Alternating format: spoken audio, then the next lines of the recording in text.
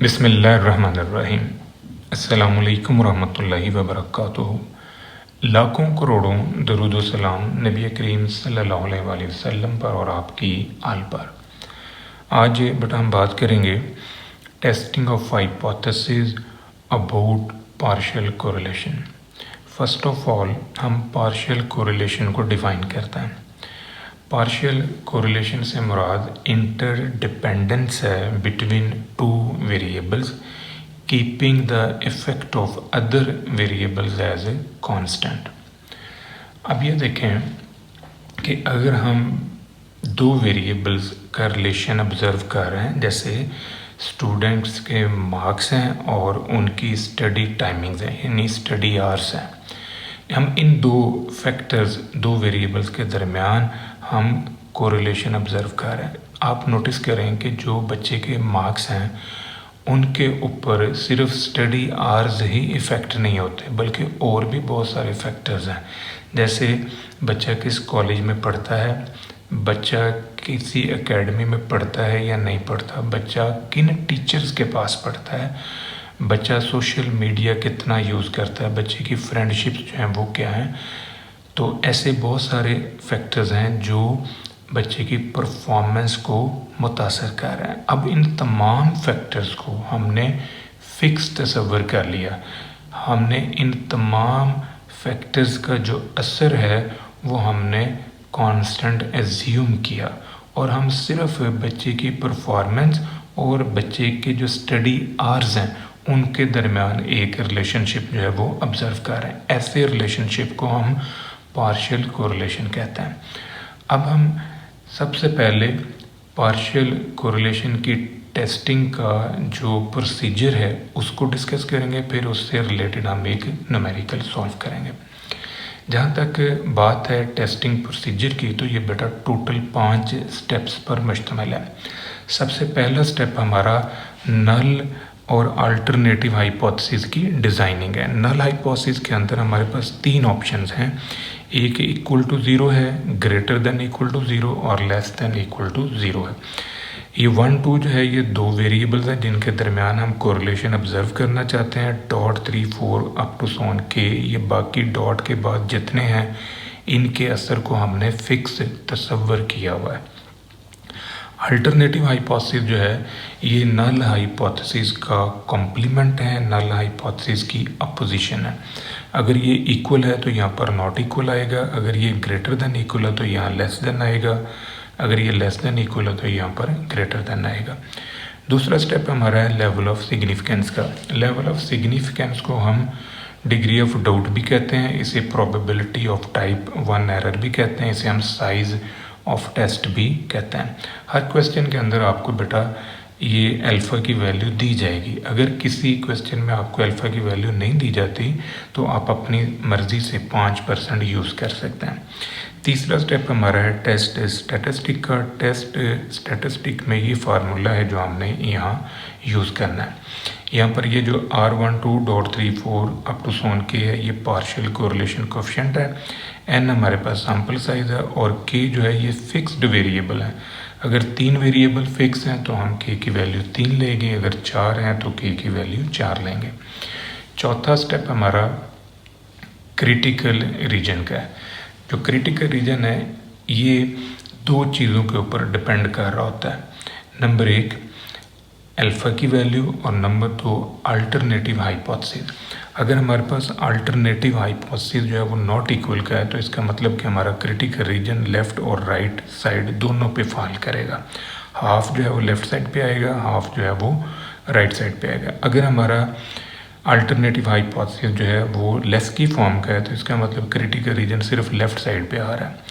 अगर alternative hypothesis हमारा greater side का है तो इट मीन्स कि ये फिर ग्रेटर साइड के ऊपर हमारा क्रिटिकल रीजन जो है वो बना रहा है।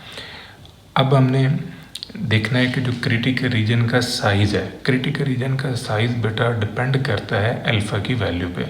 अगर क्रिटिकल रीजन बहुत बड़ा है तो इट मीन्स कि अल्फ़ा की वैल्यू बड़ी है, यानी अल्फ़ा की वैल्यू और क्रिटिकल रीजन का साइज़ ये दोनों डायरेक्टली प्रोपोर्शनल हैं। अल्फ़ा बड़ा होगा तो क्रिटिकल रीजन का साइज़ बड़ा होगा, अल्फ़ा छोटा होगा तो क्रिटिकल रीजन का साइज़ छोटा होगा। अब क्रिटिकल रीजन की जो लोकेशन है ये डिपेंड करती है अल्टरनेटिव हाइपोथेसिस के ऊपर। अगर अल्टरनेटिव हाइपोथेसिस वन साइडेड है तो फिर इस सिचुएशन में क्रिटिकल रीजन एक साइड पर आएगा।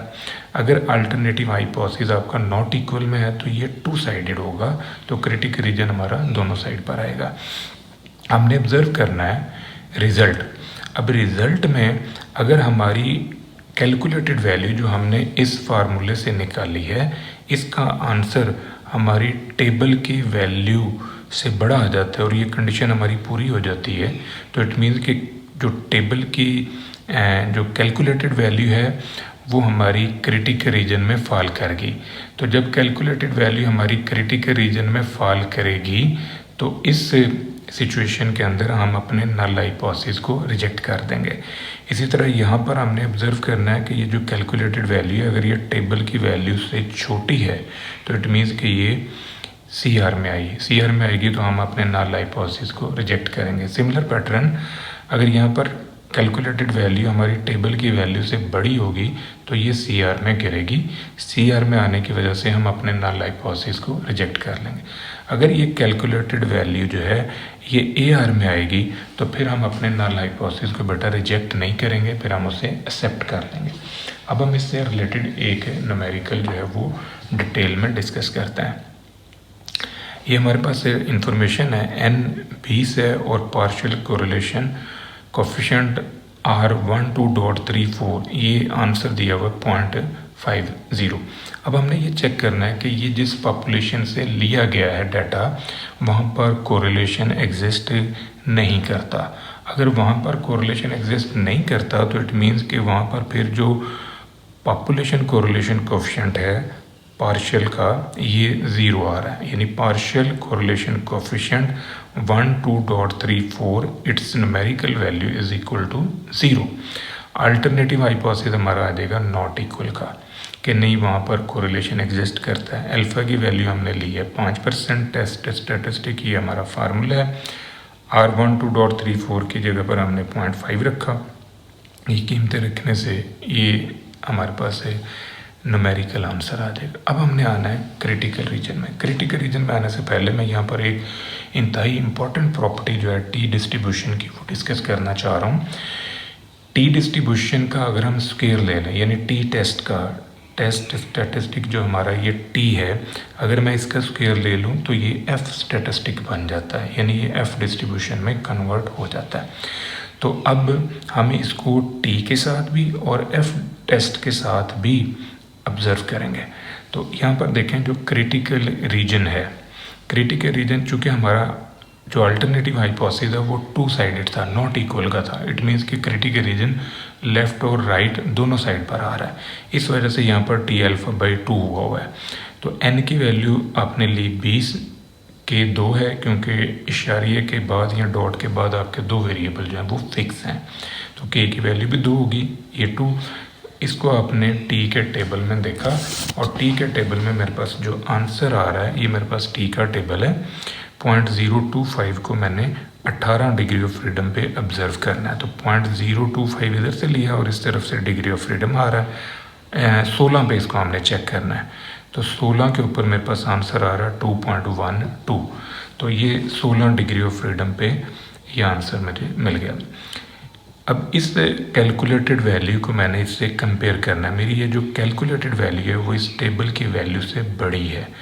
तो जब ये कंडीशन हमारी पूरी हो गई है, क्योंकि ये आंसर जब हम यहाँ पर रख के देखते हैं तो ये कंडीशन हमारी पूरी होगी, तो हमारा जो कैलकुलेटेड टी है वो CR में आ गया, क्रिटिकल रीजन में फॉल कर गया।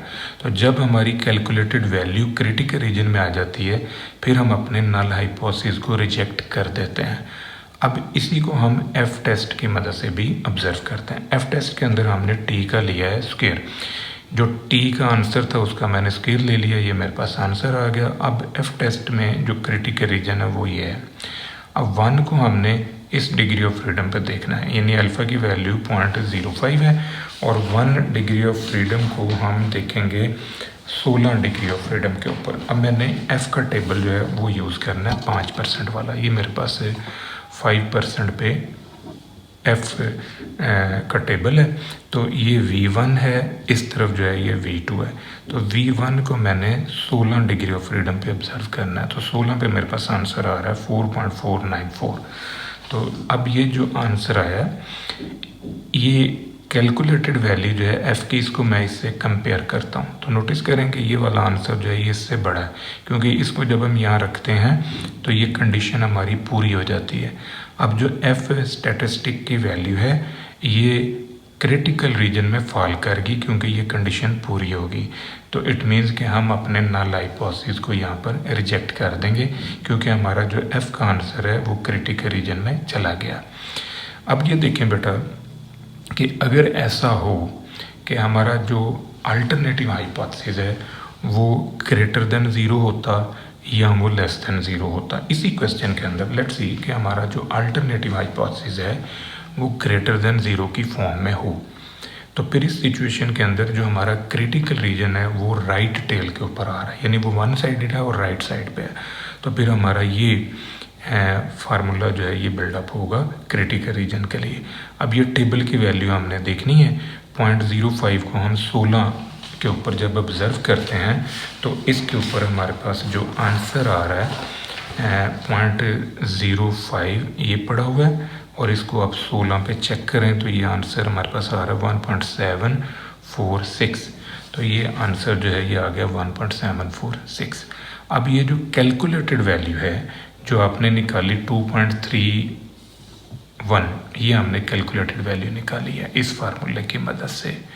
तो ये जो कैलकुलेटेड वैल्यू है इसको हमने इससे कंपेयर करना है। तो कैलकुलेटेड वैल्यू जो है हमारी इससे बड़ी है टेबल की वैल्यू से, तो हम अपने हाइपोथेसिस को रिजेक्ट कर देंगे।